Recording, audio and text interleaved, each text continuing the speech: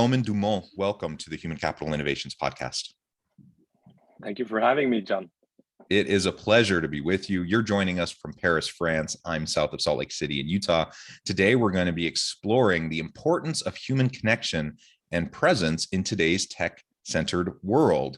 And this is something you have unique expertise in, given your company and your app that's all about connecting people across the world with a simple touch. And I'll explain more about that in a minute. I'll give you a chance to explain more about that as well after I share your bio. But I think this will just be a really fun conversation. And clearly, we are in an increasingly interconnected, globalized world. And that's facilitated more and more by technology.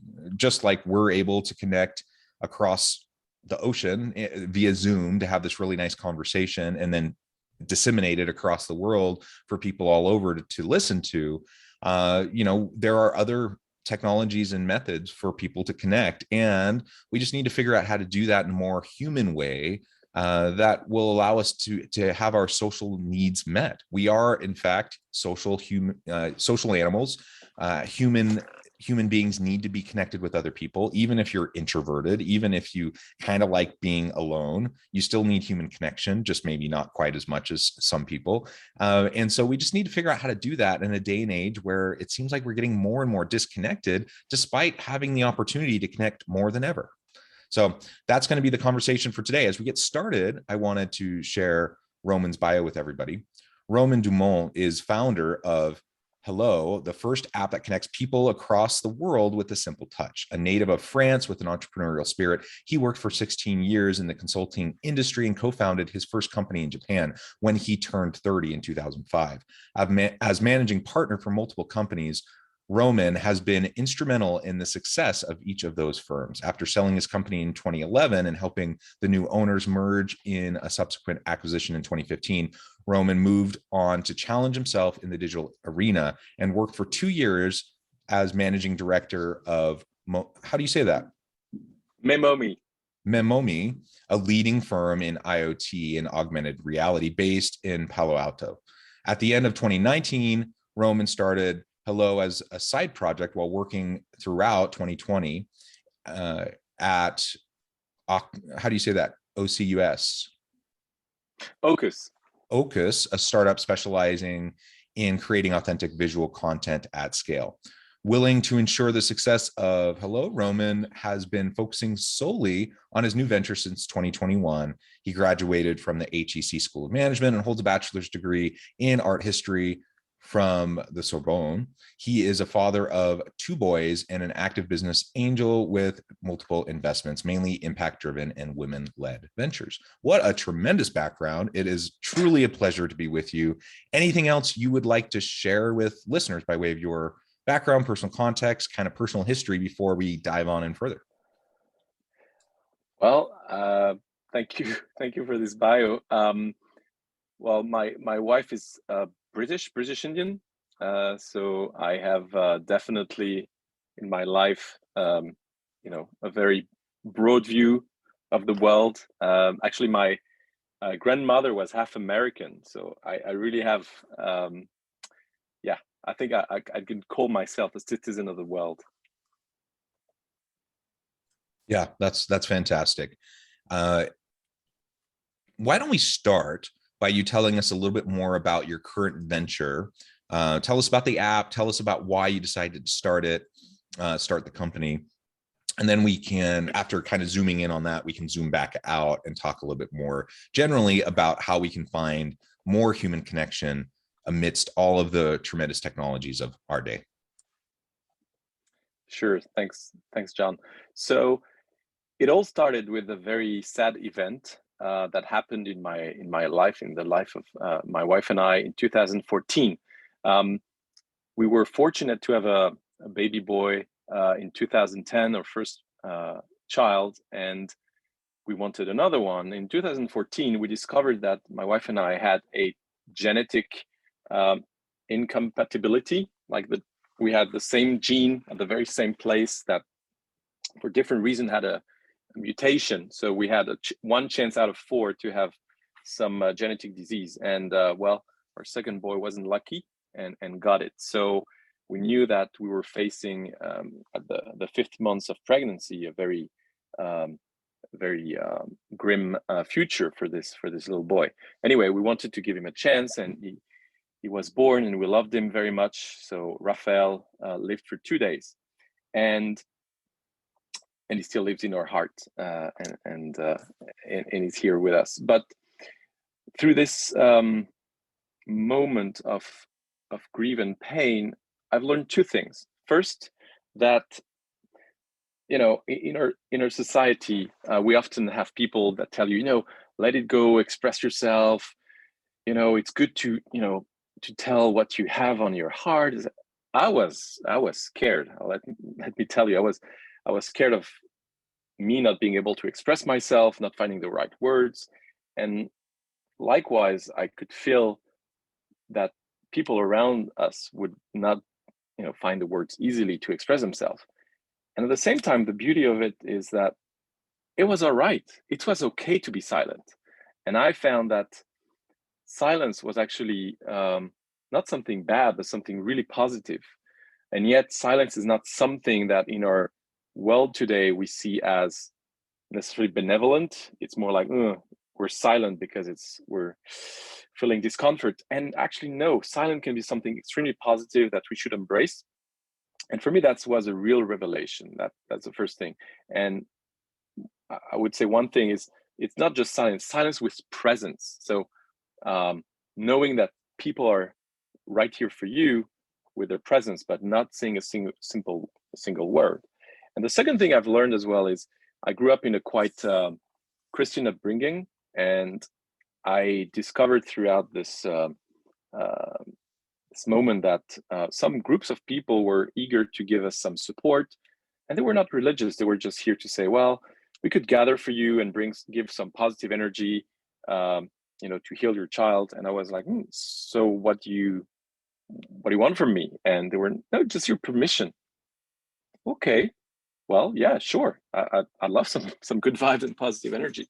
And that was also, although it may sound a little bit naive, but for me, I was always tagging spirituality with religion. And the word prayer for me was always associated with a religion behind it.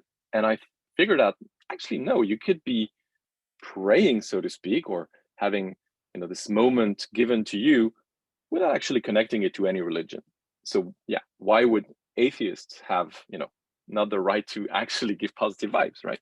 So those 2 things led me to just have this desire soon after the funerals to think about an app, thinking about a way for us at any time, anywhere in the world, to communicate our presence to anyone whenever we wanted. And I thought, well, obviously it would be pure presence, so it would be silent. So touch would be the way to communicate that. So it would be literally touching your phone for a certain time, and for people to know that you're touching, you're there. And that was back in 2014. I was general manager of a rather large consulting firm, and it took me 5 years to step outside of the consulting world and then find a friend of mine. I was in between Memomi and this other company, and she said, well, Roman, why do you look for another company? Why don't you create your own? And well, maybe you're right. And there was this one idea 5 years back that I thought, well, maybe it's I got to do it. That's only me who can do this. And I started working on this, and I really had an epiphany. It was an amazing moment. It was around Christmas 2019, right before the pandemic. And then I happened to work for this startup, for one startup that contacted me anyway. But and then I as a side project, I worked on Hilo. So it's to heal with a hello. It's a combination of those words. And in 2021, last year, I decided to go full onto Hilo, and we released the app in December last year. So about a little more than 3 months ago. So that's my story in a short. Yeah. Well, thank you. Thank you for sharing that. My heart breaks for you and your family. I am a father of 6 children, and I can't even imagine what it would be like to deal with that. I'm glad you were able to find some peace and comfort, and that you had support around you. And it's a really heartbreaking but really inspiring origin story for a new company, and for a new app that really, every intention is to just allow people to have more of that connection and healing, so that we can be there for each other even when we're not there physically. So I think that's fantastic. Um, Tell us a little bit more about how it's been going with Hilo, and what the kind of the reception has been, and how it's being utilized. And I think, certainly in our personal lives, I can easily see that the application, and as you described, there are just heartbreaking moments and opportunities to lift the hands that hang down all around us all the time. But I'm also curious about how it may be utilized in a workplace, as I'm a manager of a team, or a senior leader trying to, show empathy and compassion, and meet the emotional and psychological needs of my people. Maybe we can talk about that as well. Great question. And I'm very glad to tell you all about the reception of the app. I think the core about Hilo is that really it fits a need that wasn't addressed. Often we think about people, or we want to be supporting people, even though you may have just had lunch with someone or just talked with someone, but the conversation was intense, so there were things that were unsaid, and you want to just add this extra feeling. So yeah, the idea of Hilo is really not losing any opportunity for you to express yourself and to say to someone that you think about him or her. But obviously, you don't do this with a phone. If you ever call someone and stay silent, that's going to be freaky. and if you text and you just text nothing, if you leave it blank, it would be seen as a mistake. So Hilo really fits this space where you literally just want to be there for someone. And so we have very interesting use cases. It's all very new. So when you talk about the working space, I think we're going to see more and more Hilo being used on the workspace, for bringing everyone's attention, especially when everyone is often playing with the phone, even though this is a big, everyone should be concentrated. So you could have easily, I can imagine a Hilo being part of a ritual that you do, and then you put your phone down, after being connected through the phone, which is somehow an extension of our bodies, let it down, and just listen, pay attention. So we've seen multiple cases. So I'll just name a few. One is between lovers. That one works. Between lovers, definitely, it's something, you want to say that you love someone very often, but at the same time, just typing it doesn't sound always easy, or after typing it once, you want to say something else. So yeah, just being silent. And you can be in real time on Hilo. Just for everyone to know how it works. You say Hilo very much like you do on WhatsApp or Telegram, similar apps. So you say Hilo to you, John, and I'll just, so you'll receive a notification. I'll just stay with one finger, at least one finger on the screen of my phone. I have a circle of color. That's the avatar on Hilo. And if you're available, very much like a phone call, sometimes you will, sometimes you won't. You will come up, and I'll see your circle coming into my screen, and you'll see mine. And we'll be right here, right now, connected, silent. The circles are breathing next to each other. So there is something very calm, very, very simple and beautiful.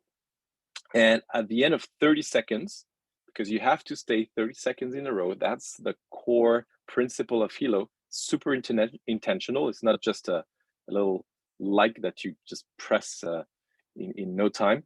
So you stay for those 30 seconds. You can stay longer if you'd like. And once you just feel like, okay, I got to move on, you lift your fingers, and then you're invited to draw. You do a little drawing. And that drawing adds a little bit more flavor about what is behind your intention to say Hilo to me. But you don't have to say it at first. You just say at last. So the first movement is, I just want to say, I think about you, I love you, I care for you. And at the end, you wrap, I call it the wrapping paper of the gift of time that you're making. So you wrap it, you just do a little drawing and you send it, and then the person receives the drawing. So that's how it works. So that works very well with lovers, as I said. It works very well with in relationships. In some sad cases, obviously it helps. So people who are sick, you want to tell them very often that you think about them. You can't just call them every other minute. It works with divorcee. I had multiple cases of parents who are divorced, and it's really painful to have their kids only once every 2 weeks. So to tell their kids, how much they care about them just before, it's like a hug, it's a bit like a digital hug to do a hilo. So it really feels comfy and nice, and kids love it too, because they sometimes don't know really what to write, but doing a drawing is so much fun. We have also people doing hilo when, they just for a birthday or for the, just rather than doing something that is textual, like typing happy birthday sounds, just letters that everyone use for other purposes. But doing a hilo is also doing this really moment plus this signature. And the signature, actually, just to tell a few more words about it, is something people love, because there is no more things we do with our hands, really. We don't write anymore with a pen so much. We don't write letters to friends. So doing a hilo, and you can write as much as the screen of your phone is allowing you, that's really unique. It's very raw, very authentic.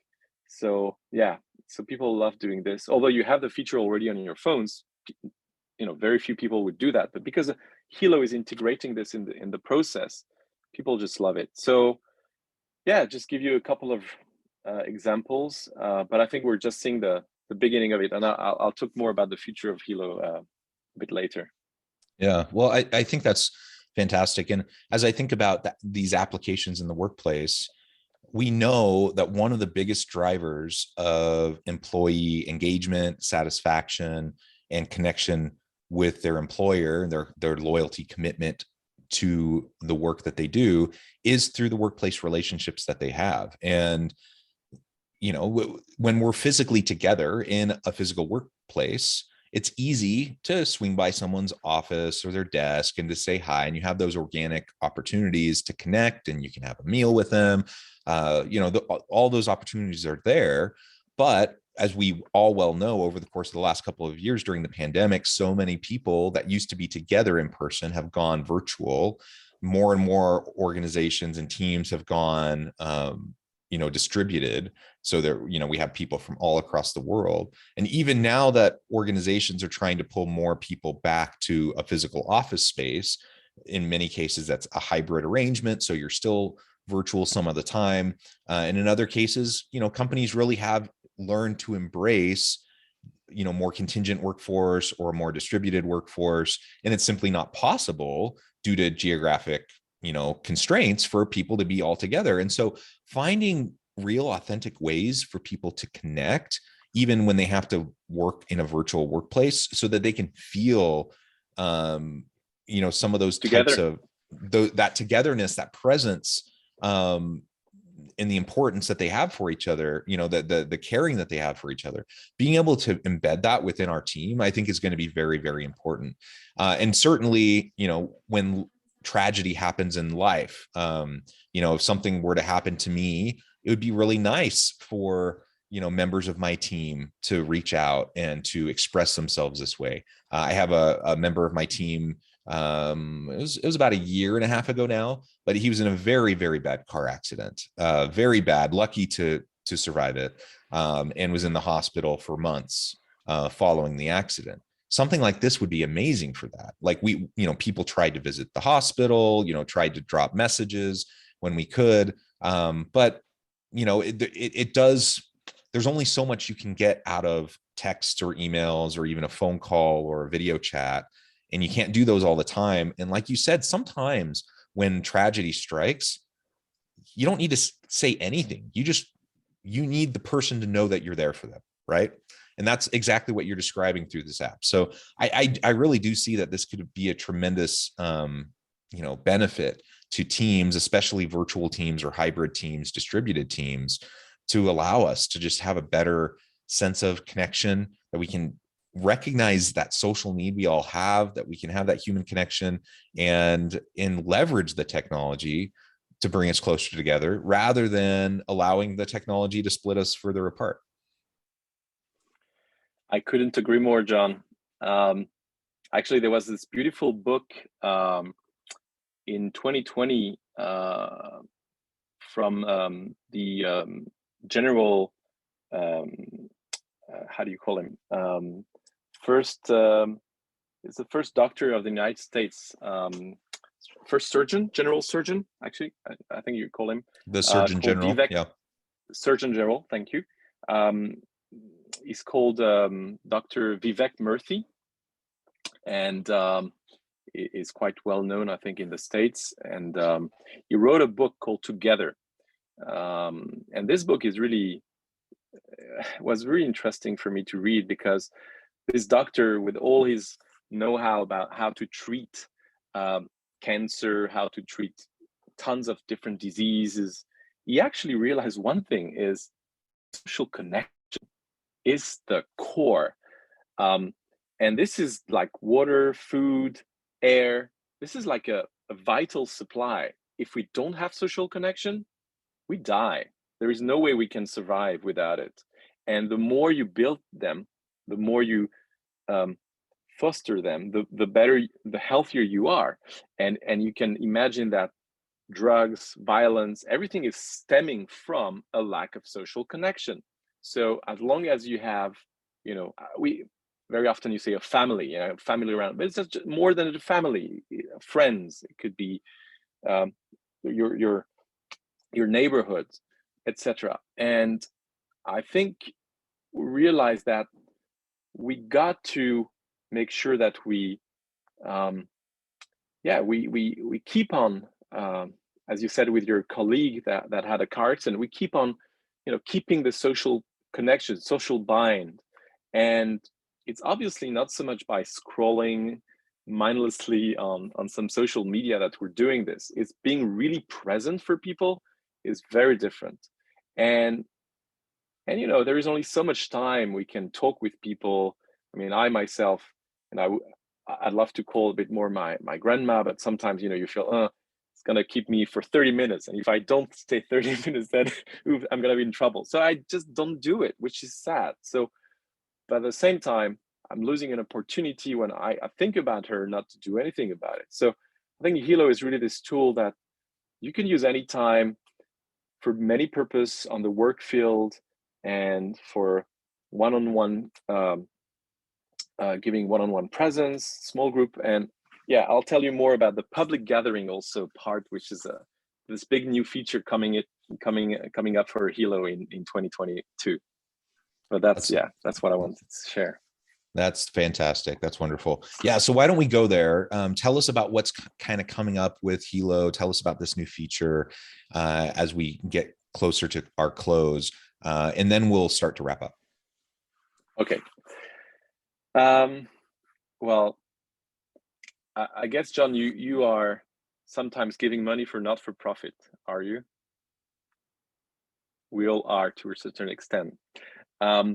But not-for-profit organization, they really need donations. They really need money from you and I, from a lot of people. And well, the way they're trying to get money is a lot through events, creating events, meaningful events, such as sports event, doing sports event and concerts. These are examples of things that not-for-profit are doing. But there are no ways right now, no opportunities for them to do meaningful 100% digital event. The closest to what you can do as a not-for-profit to bring people together is a Facebook Live, which, to be honest, is not super engaging. You can click to have little hearts, popping up. But on Hilo, what we're going to propose, and we'll have it set up for soon, middle of this year, is going to be for those not-for-profit to have channels on Hilo, for them to create events with a countdown. They'll be able to gather their community, and with an MC, obviously someone famous that can bring people together, and that's often the case.